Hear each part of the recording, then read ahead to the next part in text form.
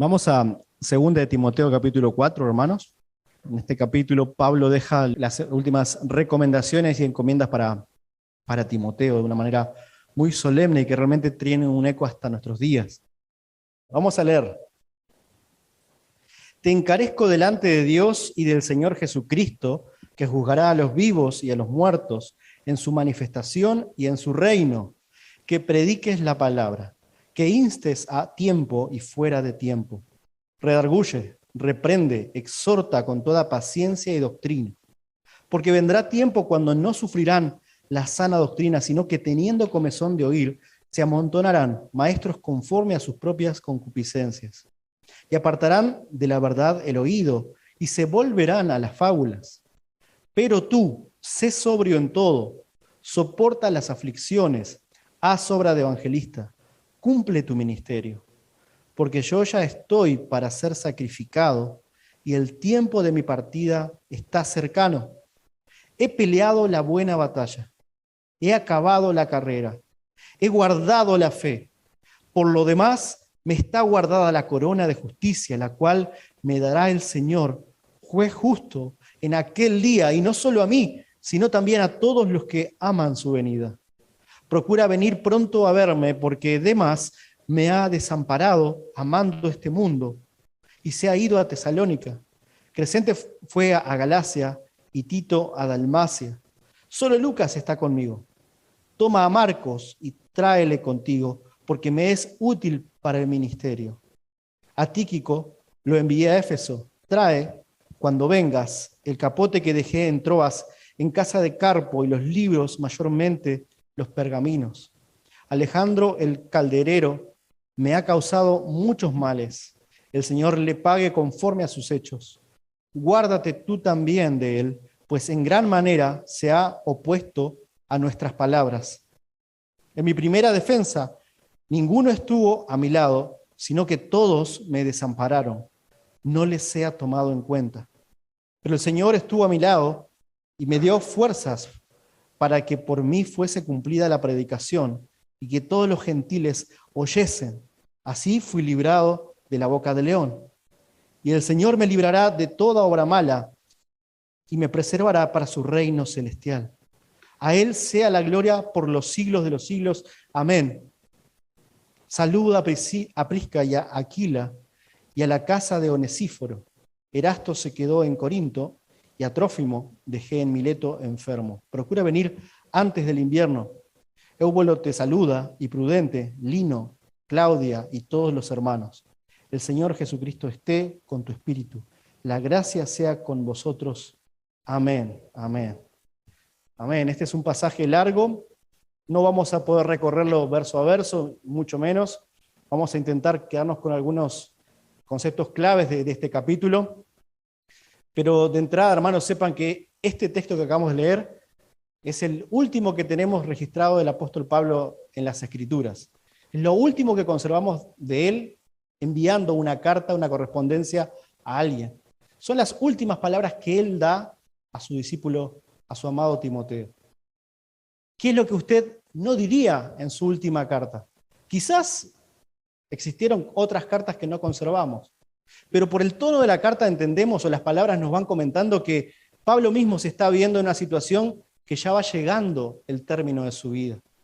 O sea que es un momento para Pablo en el cual está cerrando muchas cosas y está diciendo lo último que tiene para decirle a Timoteo. Y es exactamente lo que también a nosotros nos puede hacer pensar en qué situación nos encontraríamos al llegar al final de nuestra vida. Y en los últimos tiempos empezamos, como cualquier persona que sabe que su tiempo de morir está cerca, a entregar lo último que tenemos a los que amamos, a los que queremos. Muchos de nosotros conocemos a alguien que cree que ya dentro de poquito va a partir con el Señor. Quizás en mi mente está volviendo algún familiar que yo tengo que es muy mayor y que cada vez que veo a esta persona, le visito, me da consejos, hasta me da regalos, cosas de las cuales se desprende físicamente, porque entiende que tarde o temprano va a partir con el Señor y todo lo que tiene ya no va a servirle de nada realmente. Pensemos cuando revisemos los próximos versículos en los próximos minutos, de qué forma Pablo le pide con lo último de fuerzas que les queda, una demanda a Timoteo y de qué forma Timoteo debe tomar este encargo, esta demanda tan solemne y tan importante. Y que el Señor también produzca en nosotros, provoque y nos mueva a nosotros a tener un alto valor de la vida que Cristo le ha dado a Pablo, como Él también nos la ha dado a nosotros. Amén. Padre, gracias en esta mañana te damos por tu palabra. Gracias, Señor, porque aun cuando no conocimos de cerca a Pablo, Padre, podemos ver su pensamiento, podemos ver su amor por tu obra, por los que tú has amado, por los que tú has escogido, Señor, por los que tú has guardado, Señor. Te rogamos que pongas en nosotros la misma mente que tuvo Cristo, Padre, que pongas en nosotros ese corazón, Señor, de Pablo, Padre, que se desprendió de todo solamente por tu ministerio, Señor, por servirte a ti, Señor. Padre, realmente esto lo cantamos tantas veces y lo decimos tanto, Señor, que quizás hasta estemos pecando por decir cosas que no hacemos, Padre. Muéstranos en la manera que debemos actuar conforme a tu palabra, Señor. Y gracias por esta mañana, por todo lo que hemos vivido hasta ahora. Continúa bendiciendo y orando y hablando a nuestras vidas a través de este mensaje, a través de tu palabra, Señor. Gracias por este tiempo. En el nombre de tu Hijo Jesús. Amén.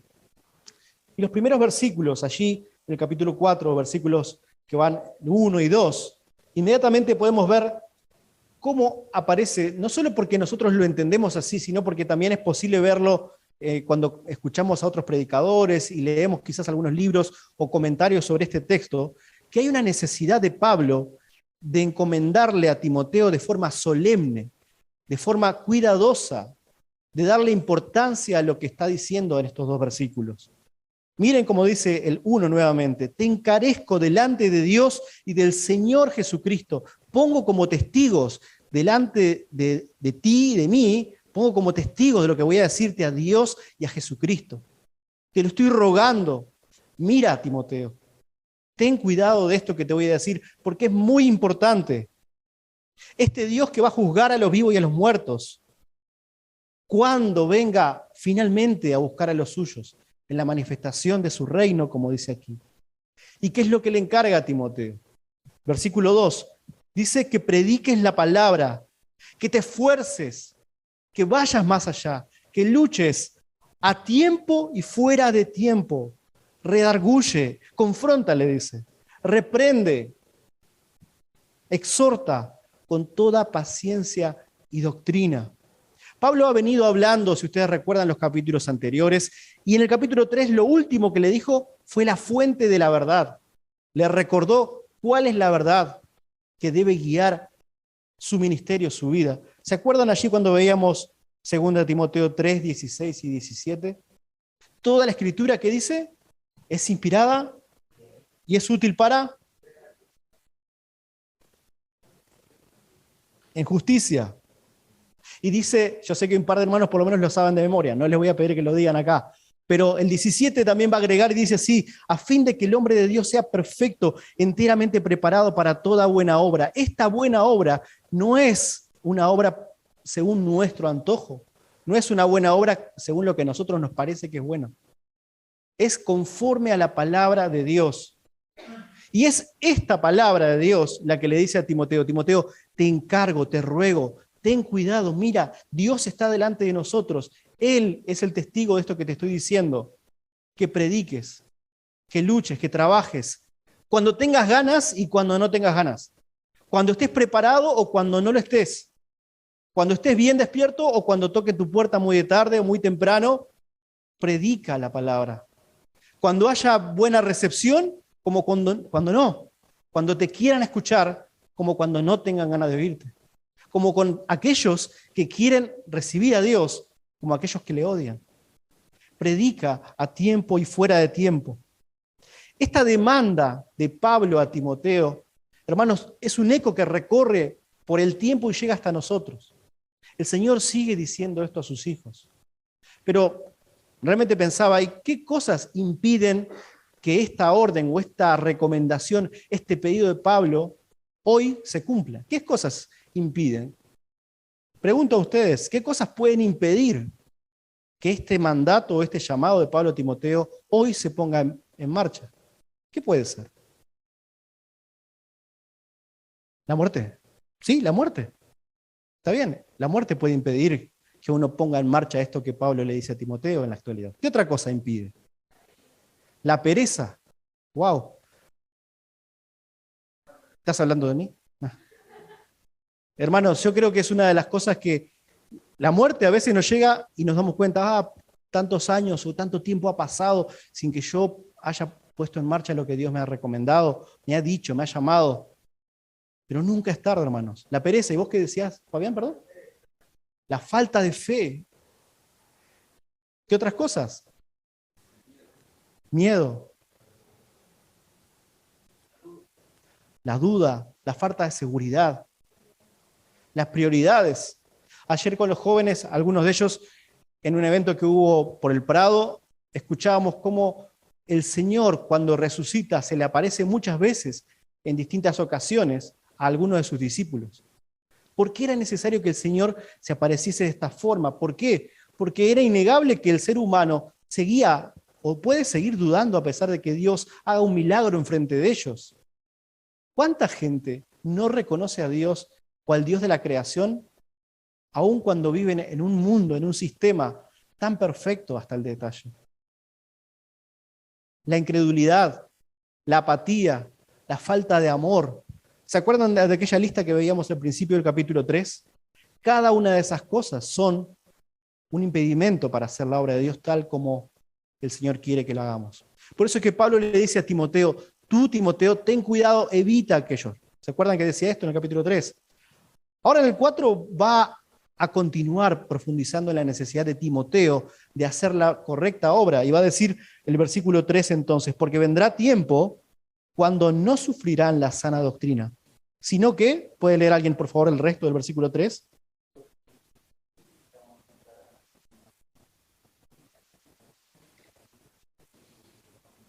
Hasta ahí. Gracias, hermano. En este primer bloque, pensando en estos primeros versículos, los que van del 1, 2, 3 y 4, hay un llamado a Timoteo a hacer la obra de Cristo conforme a la palabra de Dios y no como él quiera. Conforme a la palabra de Dios y no como a Timoteo se le antoje o quiera. Lo que diferencia a esta gente de la cual empezó a hablar en el versículo 3 de Timoteo es que los del versículo 3 buscan escuchar lo que quieren, lo que les beneficia, lo que les hace bien. Y dígame o no, si no es verdad esto, hermanos, que estamos acostumbrados en la actualidad, cuando hay un programa que no nos gusta, lo cambiamos, lo cual es bueno. ¿Sí? Si hay un programa que no está bien, porque dice cosas o hace cosas que nos afectan en algún sentido, lo cambiamos con facilidad, en la tele, en la computadora, lo que sea, ¿no? Cuando hay un libro que estamos leyendo y no nos gusta, lo dejamos. Cuando quizás hay una clase que estamos asistiendo en el liceo, en la facultad, donde sea, si tenemos la posibilidad de dejarla porque no nos gusta el profesor o la temática, muchas veces lo hacemos. En la Universidad de la República, una de las grandes tasas que hay de la deserción tiene que ver quizás con la falta de ánimo, quizás también con el no poder continuar a un ritmo. Y uno a veces va dejando pasar porque prioriza otras cosas. Pero cuando algo no nos gusta, lo podemos dejar. Y es lo que nos enseña la sociedad. Y es muy fácil hacer eso, dejar lo que no nos gusta. Pero con el Evangelio debe ser diferente. Si bien con otras cosas que las mencionaba antes, nosotros nos encontramos la posibilidad de discernir, de entender qué cosas son buenas o malas para nuestra vida, con el Evangelio debe ser diferente. Muchas veces nos sucede que cuando empezamos a escuchar la palabra de Dios y realmente nos golpea y realmente nos mueve a cambiar, estamos en la disyuntiva, en el momento de decir, mejor apago a esta persona en lugar de cambiar mi vida. Y así empezamos a seleccionar predicadores o libros o lecciones que más nos enriquecen según lo que nosotros creemos que está bien y no conforme a la palabra de Dios. Salmo 119 dice que la suma de las palabras es la verdad. ¿Qué es esto? Que toda la palabra de Dios, toda la escritura completa es la verdad de Dios, no una partecita, no solamente Apocalipsis, no solo las profecías del futuro, no solo las profecías del pasado, no solo el Antiguo o el Nuevo Testamento, toda la palabra de Dios es la palabra de Dios. ¿Quién soy yo para decir, esta parte me conviene y esta parte no me conviene escuchar? Es lo que en definitiva sucedía y sucedió cuando Pablo, por ejemplo, predicó en Atenas. Usted recuerda, hablando ahí, frente a una cantidad de gente, ¿Qué sucedió? Cuando él llegó a hablar de la resurrección y del cambio que requería arrepentirse y creer en Dios, lo empezaron a dejar de oír. Y se empezaron a burlar de él. ¿Por qué? Porque esa palabra era muy fuerte. ¿Y cuántas veces pasó con lo mismo con Cristo? Cuando él decía, cada uno niéguese a sí mismo, tome su cruz y sígame cada día. También la palabra que decía Cristo era muy dura. O cuando dijo, nadie que tiene su esperanza o su fe puesta en las riquezas puede entrar al reino de los cielos. Los discípulos dijeron, pero Señor, esta palabra es realmente dura. ¿Quién la puede hacer entonces? Cuando la palabra de Dios transforma o nos llama a cambiar lo que a nosotros más nos gusta, cuando nosotros empezamos a romper de a poco las cosas que hemos creado durante años, el Señor obra en lugares donde no nos gusta que toque a veces. No, Señor, yo te sigo hasta todo el mundo. Hasta el fin del mundo soy capaz de seguirte. Señor, yo te doy mi vida, pero esta zona no la toques porque esta zona es mía. Esta partecita del día no. Este trabajo es mío. Esto que hago, que yo sé que si los demás hermanos lo ven, quizás no les gusta, esto es mío, no te lo entrego. ¿Cuántas veces sucede que nosotros armamos predicaciones, pensamos en partes de la Biblia que solo nos convienen? Pablo le dice a Timoteo, ten cuidado porque vendrá, dice el 3, tiempo cuando no sufrirán la sana doctrina, sino que para no sufrir van a escapar de esta, sino que teniendo comezón de oír, se amontonarán maestros conforme a sus propias concupiscencias. Esto de comezón de oír también puede ser pensado como escuchar lo que a uno le gusta, solamente lo que a uno le agrada, como les decía antes. Este es un evangelio conforme a mi necesidad. Es como cuando usted va a algún lugar a pedir comida y empieza a armarse la comida con las mejores cosas que le gusta a usted. No sé si ha ido a un espeto corrido o a algún lugar parecido, y usted elige solo lo que le gusta. O bueno, en algunos casos, algunos tienen conciencia y eligen las cosas que saben que el médico les dijo que tienen que elegir, ¿no? Pero bueno, puede pasar ambas. La cosa es que uno va armando su plato con lo que le parece mejor. Y el evangelio no es así. El evangelio debe ser conocido y estudiado de principio a fin. Y cada momento que llega algo que nos golpea y nos exhorta a cambiar, es parte de ese proceso que el Señor está haciendo en nuestra vida y que debe ser hecho. La NTV dice en el 4.3, la nueva traducción viviente, dice en el versículo 4.3 y 4.4, que seguirán sus propios deseos y buscarán maestros que les digan lo que sus oídos se mueren por oír. Qué triste que es que ahora creamos que el Espíritu de Dios no se encuentra a través de la lectura de la Biblia. Qué triste que es creer que solamente existen revelaciones que Dios hace de forma audible y no a través de su palabra. Hermanos, la palabra de Dios que tenemos acá, esta Biblia, esta escritura que tenemos acá, tiene el poder creador de la palabra del Señor, el mismo que operó en Génesis. Y decimos nosotros, no, el Señor no habla a través de las escrituras, o creemos que el Señor no lo hace. ¿Quiénes somos nosotros para buscar milagros o señales, prefiriendo eso en lugar de ir a la palabra de Dios y dedicar tiempo y eliminar nuestra pereza, creyendo que esa es la manera que Dios actúa y obra hoy? El Señor mueve corazones, moviliza y genera cambio en nuestra vida a través de su palabra. El versículo 4.4 en la Nueva Traducción Viviente dice que rechazarán la verdad e irán tras los mitos, tras creencias que no tienen base, que no tienen fundamento. ¿Y cuántas veces cosas que están fuera de la palabra de Dios toman el lugar de la palabra de Dios? No, yo he visto, recuerdo un campamento, un adolescente que estaba conmigo, que decía que el Señor le mostraba cosas para hacer a través de señales y de cruces y cosas que encontraba en la calle.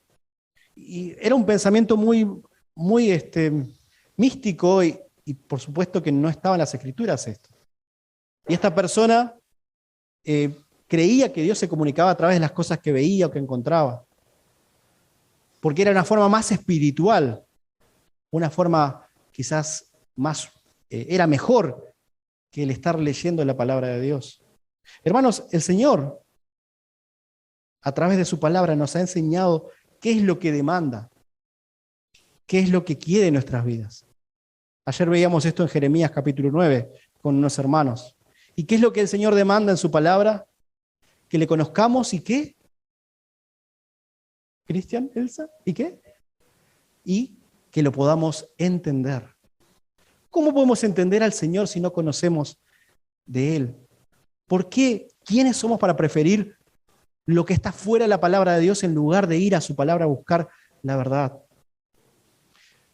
No debemos ser cristianos conforme a nuestros deseos y nuestros antojos, sino cristianos conforme a las Escrituras, a la palabra de Dios. Por eso es que Pablo le dice luego, tú sé diferente, tú debes ser, el versículo 4 y 5 hace un salto, ¿verdad? Dice, pero tú sé sobrio en todo, soporta las aflicciones, haz obra de evangelista, cumple tu ministerio. Y es bien interesante esta mención de haz obra de evangelista, porque el ser evangelista aparece entre los dones que menciona que el Señor ha dado a su iglesia. Quizás alguno de nosotros tiene el don de evangelista. Pero también es un llamado al ser evangelista a cada uno de nosotros, que es lo que el Señor Jesús hizo aquel momento cuando dejó a sus discípulos en Mateo 28. Entonces, esta demanda o este pedido de Pablo a Timoteo de que haga obra de evangelista puede ser que sirva en la congregación con lo que Dios te ha dado, como también sirve en tu vida cotidiana para extender el reino de Dios. No importa cómo, ya sea que el Señor te haya dado el don o no de evangelismo, tienes que hacer obra de evangelista, le dice Pablo a Timoteo. Usa lo que Dios te ha dado, usa tu capacidad para orar, para hablar, para anunciar, para enseñar, todo lo que el Señor te ha dado. Hazlo a tiempo y fuera de tiempo. Cumple tu ministerio, cumple tu servicio. Esto de ministerio suena como que es muy grande, pero en realidad es tan sencillo y además no tiene tanto volumen cuando lo pensamos. El cumplir un ministerio es sirve correctamente en el lugar donde estés. Timoteo, sirve a otros, al Señor. Sírveme a mí, le dice Pablo también. La segunda parte en esta mañana tiene que ver con lo que he identificado como el legado de Pablo. ¿Qué es lo que Pablo deja al morir, al partir con el Señor? No siempre hablamos de esto, porque realmente damos por sentado que el Hijo de Dios tiene su confianza después de la muerte en el Señor. Y es así, no digo que no sea así. Cada uno de nosotros sabe que si hemos entendido que Cristo es el único Señor y Salvador, que no hay otro mediador entre Dios y los hombres que Jesucristo, que solamente Él ha puesto su vida por nosotros y le entendemos y le aceptamos como nuestro Salvador personal. Nos hemos arrepentido y confiamos en Él. Si hemos hecho todo eso porque el Señor lo ha permitido, tenemos asegurada la vida eterna con el Señor. Si vivimos conforme a eso, tenemos asegurada la vida eterna con el Señor. Pero ¿qué hay de los momentos o de los años antes de tu partida con el Señor? ¿Cuál es el legado que tú vas a dejar para los que vienen? ¿Qué vamos a dejar para los que están después de nosotros? Presten atención a este legado de Pablo o a esto que Pablo menciona acá, versículo 6 en adelante, porque yo ya estoy para ser sacrificado y el tiempo de mi partida está cercano. He peleado la buena batalla. ¿Qué dice después? Por lo demás, me está guardada la corona de justicia, la cual me dará el Señor juez justo en aquel día. Y no solo a mí, sino también a todos los que aman su venida. Quiero detenerme un poquito acá antes de seguir, apuntar con el versículo 7. Este versículo es hermoso, sintetiza la obra y la vida de Pablo. Qué palabras tan sublimes. He peleado la buena batalla. He acabado la carrera. He guardado la fe. Hermanos, qué bendición y qué alegría sería poder llegar instantes antes de dejar la tierra, o meses o años antes, y poder decirle, Señor, tú sabes que he peleado la buena batalla, tu batalla, que estoy acabando la carrera, Señor, que he mantenido la fe que tú me has dado. Qué bendición poder decir eso y qué bendición poder entregarlo y mostrar este ejemplo en nuestra vida a los demás. Por lo demás dice, me está guardada la corona de justicia, aquella corona que cantábamos quizás en el himno último, ¿verdad? O en el himno que cantamos allí, la cual me dará el Señor juez justo en aquel día, y no solo a mí, sino también a todos los que aman su venida. Esa frase final, todos los que aman su venida, pone el cierre del paréntesis de nuestra vida. ¿Realmente somos conscientes de que esto es cuestión de tiempo, hermanos? ¿Estamos aquí solamente de forma pasajera? Vea su muerte como el momento de gloria en el cual se va a encontrar con Dios. Y si usted no cree en el Señor o aún no le ha entregado su vida, vea la muerte como el término de cualquier tipo de obra que haga acá en la tierra. Vea ese momento como el momento en el cual se van a pasar cuentas. Y lo que usted ha hecho, lo que está haciendo, ¿de quién va a ser? ¿Para quién va a ser? Entregue su vida hoy al Señor. Viva conforme a lo que Él quiere, no un cristianismo que nos antoje a nosotros. Parte del legado tiene que ver con el ejemplo de Pablo. Ese ejemplo que no puede ser trastocado, no puede ser cambiado. El legado de Pablo en parte es todo lo que él ha hecho y lo que él ha enseñado y ha comunicado. Eso es importantísimo, eso nadie lo puede cambiar. O bueno, podemos transcribir cosas equivocadas, podemos copiar y enseñar algo equivocado, pero la vida de Pablo y el ejemplo que ha dejado a los que vinieron después, por gracia de Dios, eso es único y eso no puede ser cambiado. Pero también parte del legado que tiene que ver con lo que Pablo ha hecho es el vínculo con los que él ha crecido o ha trabajado en la obra. Y ese vínculo aparece en los versículos 9 al 12, por ejemplo. Procura venir pronto a verme. Bueno, aunque parezca una oración tan sencilla, esta oración engloba también la importancia que tenía Timoteo para la vida de Pablo. Recuerden, hermanos, había pasado 20 años de ministerio como mínimo, Timoteo codo a codo trabajando con Pablo. ¿Qué momentos habrán pasado ellos? ¿Qué sufrimientos habrán pasado? ¿Cuántas veces cosas que sucedieron no se narran con detalle, pero que después en otros lugares del Nuevo Testamento aparecen y nos sorprenden? Ahí en 2 Corintios, por ejemplo, capítulo 10, cuando Pablo cuenta todas las cosas en las cuales su vida ha corrido peligro. Pablo realmente, cada vez que corría peligros, no lo hacía solo, o casi siempre entendemos que tenía otros que estaban juntos con él y estaban apoyándole. Y estos son los que el Señor pone al lado nuestro, los que el Señor ponía al lado, en este caso, de Pablo. Porque Demas, dice, me ha desamparado amando este mundo y se ha ido a Tesalónica. Crescente se fue a Galacia y Tito a Dalmacia. Acá no son personas que le hayan abandonado en el sentido de que lo dejaron desamparados fallándole a Pablo, sino en este caso, además de Demas, los otros nombres que menciona probablemente fueron a seguir algún tipo de servicio o algo. En el caso de Demas sí es bien clarito que prefirió las luces del mundo en lugar de la gloria de Dios. Pero Tito, por ejemplo, sabemos por la carta que le escribe y por la vida que menciona y por el trabajo que hizo en la iglesia de Corinto y en Galacia, que Tito era un fiel colaborador de Pablo también. El 11 dice, solo Lucas está conmigo. Y esta frase que viene a continuación es enorme, hermanos. Toma a Marcos y tráele contigo, porque me es útil para el ministerio. No va a dar tiempo para ahondar en esto, pero si usted está familiarizado con la historia de Marcos, recuerde cómo él había sido agente de división entre Pablo y Bernabé. Cómo habían sido separados en Hechos capítulo 13, en Hechos capítulo 15. Cómo él había provocado que Pablo no quiera a Marcos como parte de sus colaboradores. Y ahora, por las cosas que solo el Señor sabe, le es útil para el ministerio. Trae a Marcos, le dice. Ese legado de Pablo se extiende entonces también a los vínculos que él tenía, a las personas que le habían acompañado y que habían trabajado con él. Y gracias a eso conocemos mucha información sobre la obra de Dios, porque Pablo se interesaba por los demás que trabajaban con él.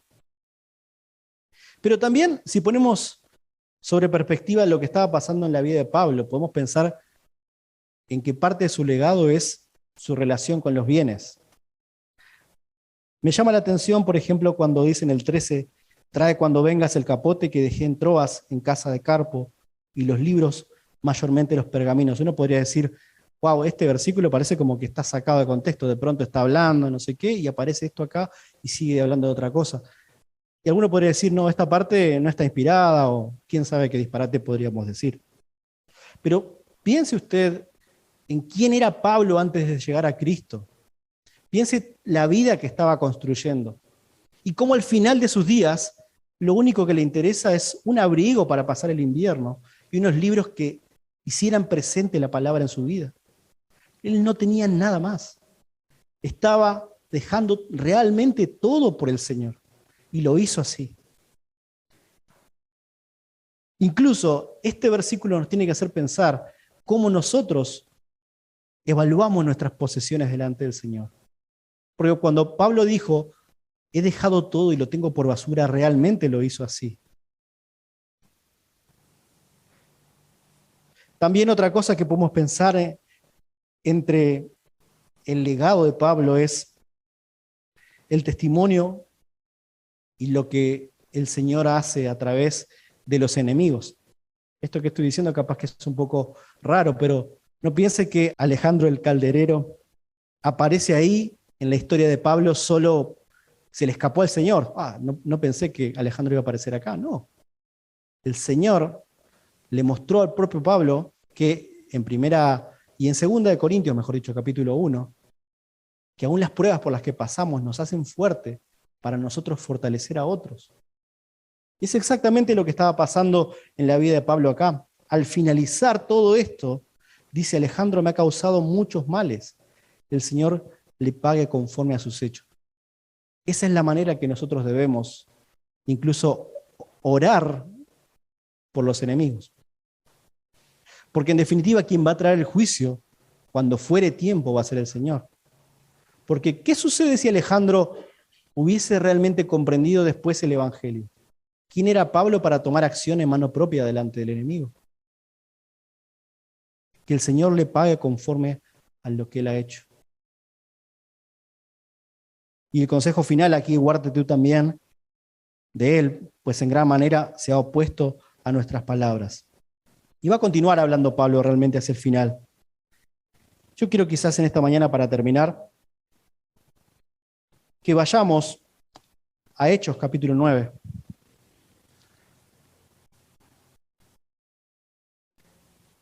Tenga en mente todo lo que Pablo sufrió en su vida. Hechos capítulo 9.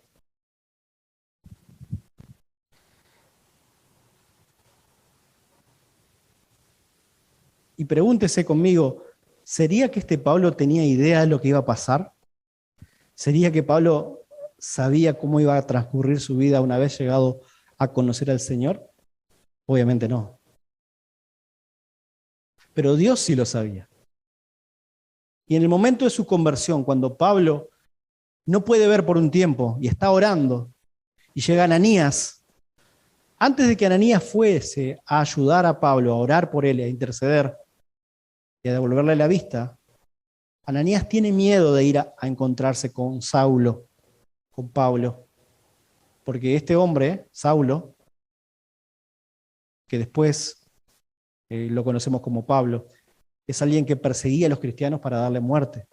Es alguien que realmente era contrario totalmente, quizás como ese tal Alejandro, contra la palabra de Dios. Entonces le dice así en el versículo 13, Hechos capítulo 9, versículo 13. Entonces Ananías respondió, Señor, he oído de muchos acerca de este hombre, cuántos males ha hecho a tus santos en Jerusalén. Y aún aquí tiene autoridad de los principales sacerdotes para prender a todos los que invocan tu nombre. El Señor le dijo, ve, porque instrumento escogido me es este para llevar mi nombre en presencia de los gentiles y de reyes y de los hijos de Israel, porque yo le mostraré cuánto le es necesario padecer por mi nombre. Hermanos, Estos dos versículos ponen en resumen la vida de Pablo. Y en ese último momento, cuando escribía la carta de 2 de Timoteo, los historiadores y comentaristas comentan, piensan, entienden que él estaba esperando un juicio final. Ya había dado una primera defensa en la cual él pudo dar su testimonio. Incluso Pablo lo dice ahí. Él había podido dar su testimonio delante de las autoridades, delante de los reyes, delante de los gentiles. Y la palabra de Dios, a pesar de que quizás Pablo en algún momento pudo haber dudado, se estaba cumpliendo tal como el Señor lo había anticipado. Hechos capítulo 9, le recuerdo y le pido o le recomiendo que usted lo lea y vea cómo la vida de Pablo cambia radicalmente. Y pasa de amar lo que él creía que era la sana doctrina, a abrazar de corazón sincero y a entregar prácticamente su vida por el Evangelio. Esta mañana, hermanos, amigos, amigas, realmente el Señor sigue obrando. Seguimos entendiendo de que Él tiene realmente el control de nuestras vidas. Que no es casualidad que usted haya llegado a los pies de Cristo, pero está en su responsabilidad, está en su lugar el arrepentirse cada día e ir al Señor y buscar hacer la voluntad que el Señor nos ha encomendado que debemos hacer. Porque así como Pablo fue instrumento escogido, usted también y yo somos instrumentos escogidos. ¿Quién sabe para qué? ¿Quién sabe para qué? Solo el Señor lo sabe.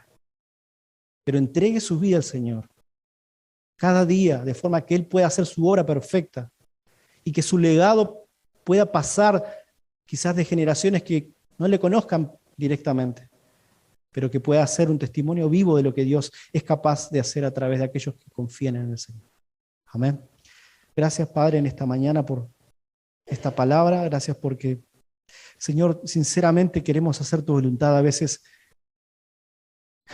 pero a veces, Señor, la pereza, Señor, el cansancio, la falta de priorización o de las prioridades correctas, Padre, o las luces de este mundo, o quién sabe qué, Señor, muchas veces nos limitan, nos detienen, Padre, a hacer las cosas, Padre. Por favor, Señor, enséñanos cómo toda tu palabra es verdad. Queremos conocerte, Señor. Queremos poder buscarte, Señor, servirte correctamente, Señor. Y gracias por el ejemplo de Pablo, gracias por su vida, gracias por ese derramamiento, Señor, de cada una de sus horas, de sus días por ti, Señor. Ese ejemplo en la vida de Timoteo también, que llega hasta nosotros, Padre. Gracias por este tiempo. Bendice, Señor, todas las cosas que hacemos en tu casa, Señor, que no sean mero activismo, por favor, Señor. Por favor, no queremos hacer las cosas por obligación, ni por costumbre, por nada de esto, Padre, Señor. Si hay algo que es así, por favor, deténlo, por favor, Señor. Deténlo. No queremos hacer las cosas para agradarnos a nosotros mismos, solamente queremos agradarte a ti, Señor. Y gracias por este tiempo, Señor, el que a cada uno de nosotros, sin importar la edad, tú nos llamas, Señor, a servirte fielmente, a dejar un legado basado en tu palabra, Señor. Y a poder honrar, Señor, tu nombre, siendo testigos fieles en todo lugar, Padre. Gracias por este tiempo, en el nombre de tu Hijo Jesús. Amén.